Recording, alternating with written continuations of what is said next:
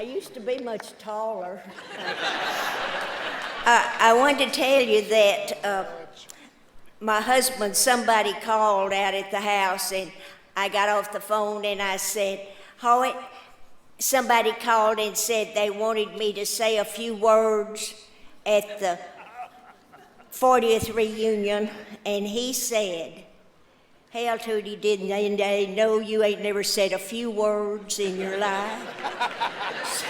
He says, lots of luck. Now, I want to take a minute myself to thank the school board. Henry Wetzel was the president of the school board when this thing first started. And I think the school board may be the unsung heroes of public education. You know, those of us who work for schools complain all the time about long hours and low pay, and the school board's got long hours and no pay. You're either the craziest or the most devoted people I know. I'm glad you're here.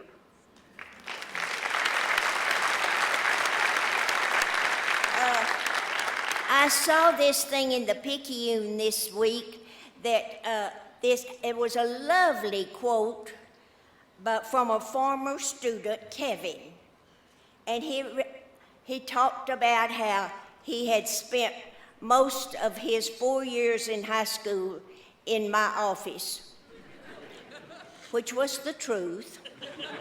I remembered him well, and he went on and said nice things about me. And all those 4 years, I thought his name was Cavett. But on with the show. You know, we didn't have so many rules and regulations when we started out here. We had,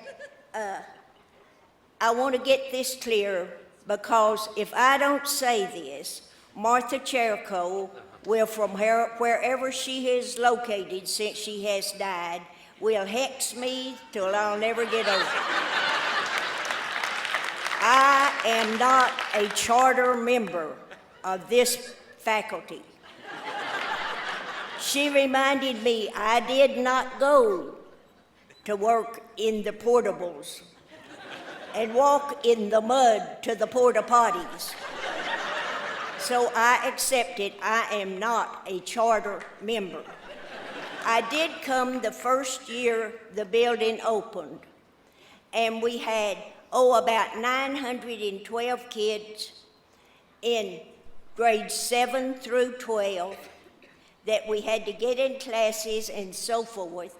And somebody, in their wisdom, maybe TEA, I don't know, but they invited the Southern Association to come and evaluate this school. 3 weeks. We didn't have any books in the library. We didn't have any science equipment. We didn't have anybody, but everybody had somebody come in and evaluate their department. Well, this character came to evaluate the guidance department. You understand, I was the guidance department. And he walked in and he looked at my desk. That brings memories back, doesn't it? You couldn't see over it. And he looked back and he said, you need to have a pleasant working office for the children to feel welcome. I said, the door's open. And it went down from there. He criticized everything that I was doing, every little bit. He'd stop and say, you know, there's nothing personal. Well, it seemed personal as hell to me since I was the guidance department. But finally, the last thing he said was, what are you doing for research? And I said, nothing. And he said, Mrs. Byrd, every good guidance department has a research program. Why are you not doing anything for research? And I said, well, sir, it seemed to me that if your house was burning down, that'd be a damn poor time to stop and make fire prevention posters. He was not amused. But that was the first encounter with the outsiders. And then we have not always been the affluent society that you see here today. And we haven't always been ruled by so many rules from somewhere else. And we had a real good time when we first started.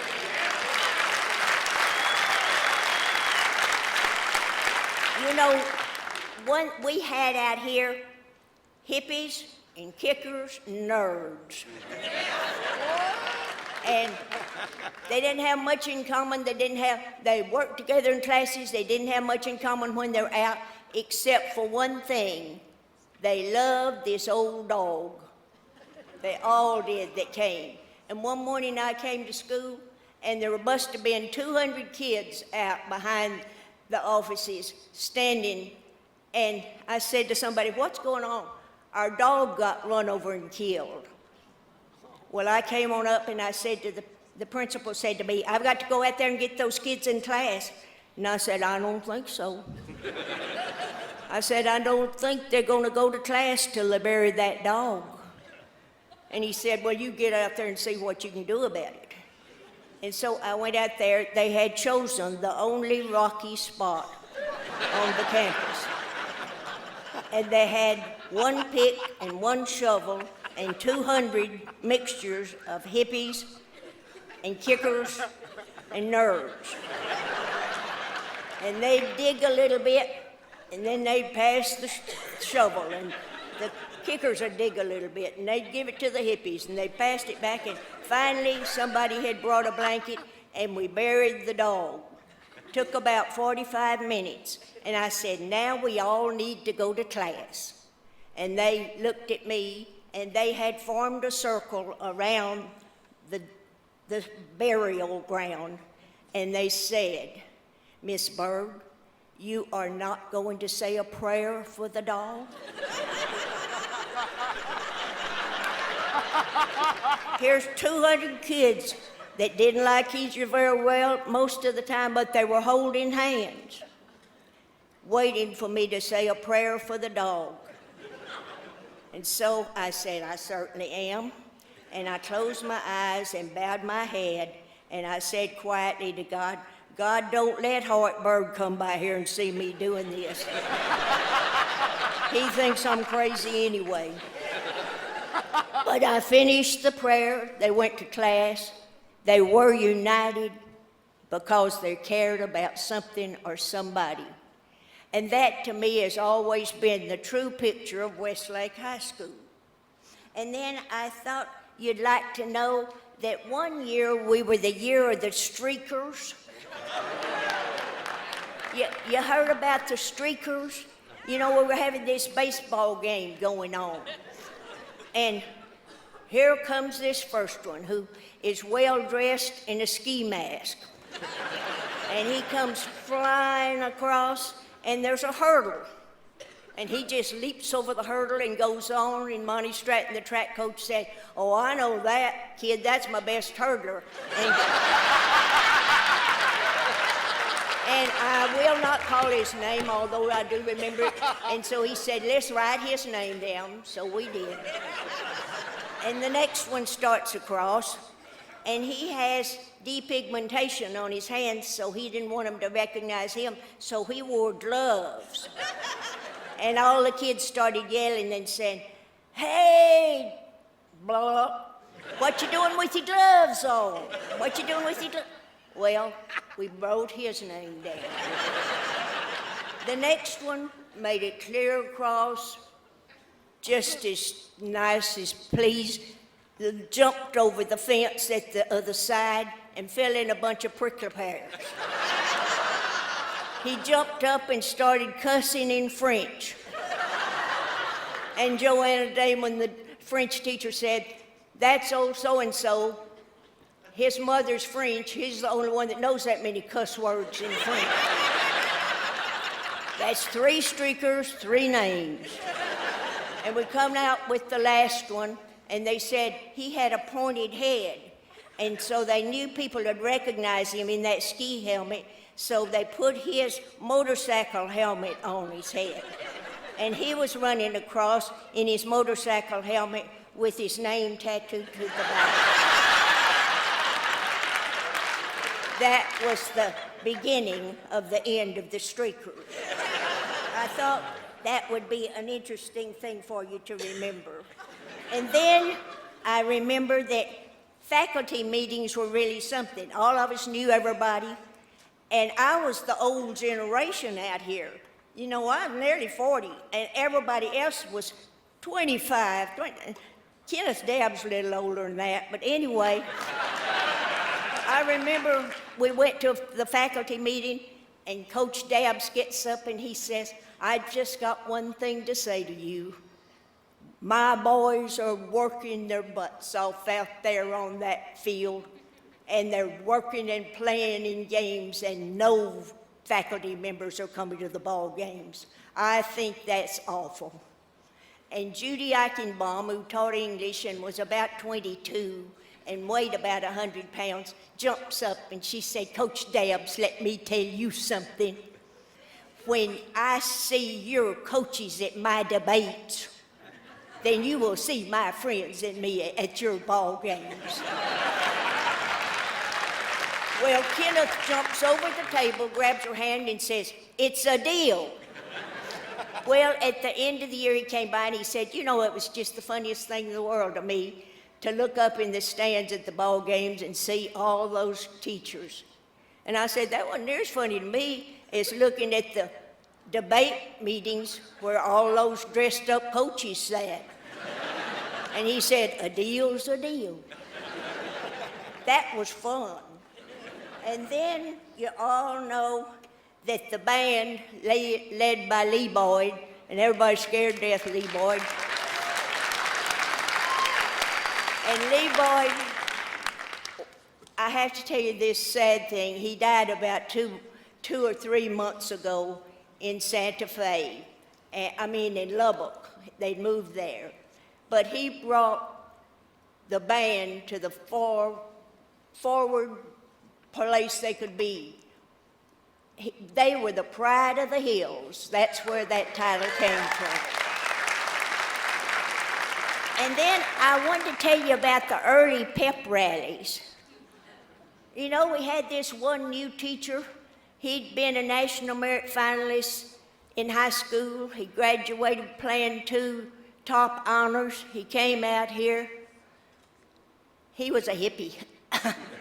He had this streaked up hair and he wore red tennis shoes.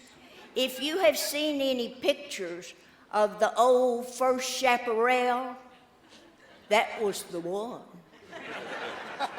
He spoke a little German. Did you get that one?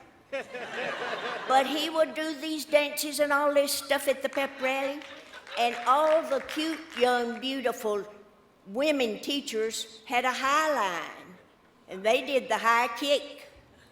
And Martha Jericho and I sat there in sweatshirts that says the has-beens.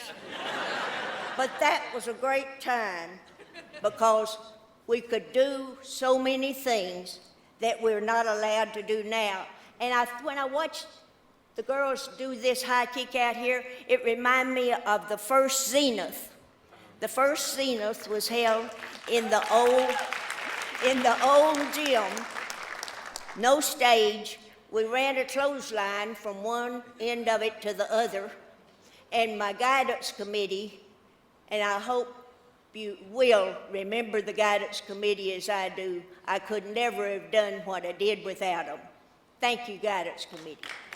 But anyway, they dyed white sheets blue and hung them on this clothesline, and that was the backdrop for Zenith. And David Poole, who was in the 8th grade, did all the lighting and all the sound for it, and it was the most miraculous thing you've ever seen.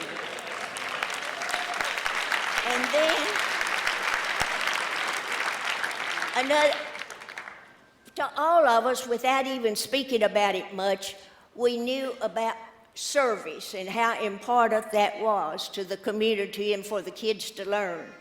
But we had never had a special ed department. And suddenly one year we got 10 little girls with Down syndrome. And I thought, they've got to have somebody pick them up and carry them along that the other kids here will recognize and accept them because this group did. So guess who adopted the little girls? The football team. They adopted them. They saved special places for them to sit during the pep rallies. When they came time for the homecoming, they bought them mums. They loved those little girls. And I think the little girls got so much from it. And so did the boys. And so did everybody in school. Because they were completely accepted. I think that's one of the honors of this school. And we had the first national merit finalist, and we really didn't know what it was. We just thought it was a nice thing, and we all bragged on him. We've gone from there. And during the process of all this, the upper echelon decided that we would take on as our motto, existing for excellence. And so we gave this title to the faculty and asked the teachers to write their goals and make them fit under that as the foundation. Their goals spelled out, we dare to care. Existing for excellence, but we dare to care. And we found that any time this part got top-heavy, this part began to crumble, and vice versa. And so we had to keep a balance on this always. And I think we still have that out here right now. And I think that we do dare to care. We've come a long way, baby. You know, I've literally come from outhouse to online. And you know, I don't care how bad you think online is, outhouse is worse. And we've come from having kids complain about walking 4 miles to school in the rain to see men walking on the moon. And we have seen people dying with flu, and I had lunch the other day with somebody who was living with somebody else's heart. And I can remember when grass was something you mowed. And when Coke was something you got in a bottle and you could buy it anywhere. I remember when a chip was a piece of wood and when software was lingerie. And I remember when a brand new Chevy Coupe cost $600, but nobody had $600. And that was too bad because gasoline was 11 cents a gallon. We've come a long way, baby. And now I'm going to try to bring this to a close, as I'm sure you're ready for, by giving you some one-liners. These are things that I've learned. I've borrowed these from other people and stolen some of them. But anyway, the first one I got from Lincoln. I didn't get it from him personally, John. But Lincoln and I both learned that we're about as happy as we make up our minds to be. And I've learned that happiness is not the destination, it's a trip. I used to have parents come in and say, just soon as we get all 3 kids out of high school and college and a new car and the house paid for, we're going to take a little trip and be happy. You're not going to be happy, you're going to be old. I've learned that I usually see what I look for, and I've learned that of all the labor-saving devices, money's the best one. I've learned that nobody lives up to low expectations. And I've learned that if you never have looked like Miss America or Tom Cruise, when you get old and fat and wrinkled, you don't look that much worse. But you know, I've learned something that goes along with that. The worse you look, the better you need to smell. I've learned that success is never final, but failure is seldom fatal. I've learned not to sweat the little things. I had a guy tell me one time, Hank Masur said, "Oh, Toody, you're pole vaulting over peas."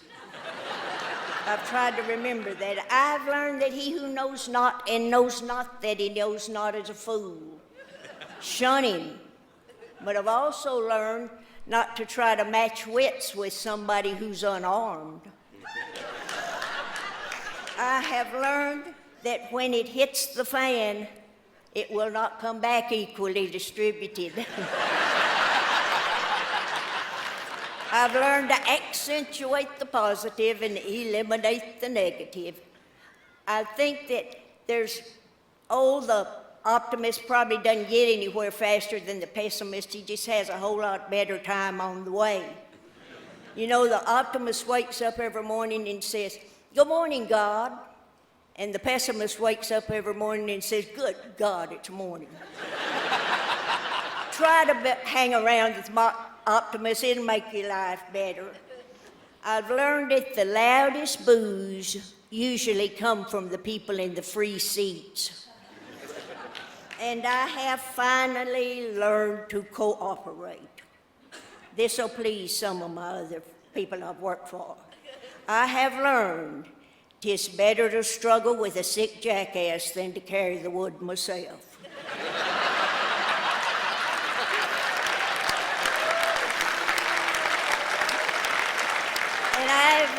One time I remember about 6 days before graduation, this kid rushed in my office and she said, Miss Byrd, what would you say if somebody told you you just had 6 days to live?" And I said, "I'd say wonderful, because that's about 6 days more than I know I have today." And I said, "I'll tell you another thing, kid. If I knew for sure I just had 6 days, I sure would put off a bunch of stuff." And then the thing that I've learned that's helped me the most, and I hope I knew it when I was here, and that is that I've learned to love unconditionally. In my life, there are no more "I love you" buts, or "I live you" ifs, or "if you love me, yous." It's just a pure and simple, "I love you." I said it to my kids. I hope I said it to you, and I hope you're saying it to yours. I love you. Take it, it's a gift I'm giving you. You don't have to earn it with good looks or good grades or even good behavior, because nothing you ever do or say is going to make me love you any less or any more. I said, do not be surprised and think I'm going to like everything you do. I do not believe that I'm not going to ride your sore back sometime, and that I may not even shake you while I hug you. But I do love you. And don't ever forget that. And you know, if they love us back, it's a fringe benefit, but it's not a string attached. And then, I don't know if old Robert Browning knew what he was talking about when he said, "Grow old along with me, the best is yet to be." But it's the best offer I've had lately. Now I'm gonna take him up on it. And I hope you'll all join me. And may we all live as long as we're useful, and laugh and learn and love as long as we live. And may we always remember that we exist for excellence, and we dare to care. And once a shout, always a shout. Thank you. Oh, thank you very much.